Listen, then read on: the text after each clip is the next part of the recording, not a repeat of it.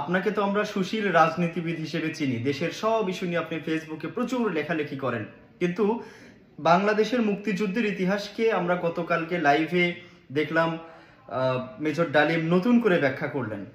এই রকম কোনো বিষয় নিয়ে আপনার ফেসবুকে কোনো লেখা আমরা এখন পর্যন্ত দেখিনি, তো হঠাৎ করে আপনি নিশ্চুপ হলেন? না, নিশ্চুপ বলতে কি, এ বিষয়ে আমার যে রাজনৈতিক নেতা তিনি তো এখন পর্যন্ত কোনো ব্রিফিং দেননি, কোনো মতামত দেননি, কি আমাদেরকেও এই বিষয়ে কোনো কিছু বলার নির্দেশনা দেয়নি।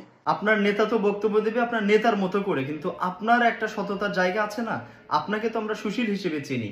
সৎ থাকলে তো আর পথ থাকে না। পজিটিভ বলে নেগেটিভ বললাম আমি, কিন্তু দেখা গেল আমার নেতা অন্যভাবে বলতেছে, তো আলটিমেটলি তো নেতার সাথে আমার কথা সাংঘর্ষিক হয়ে যাবে।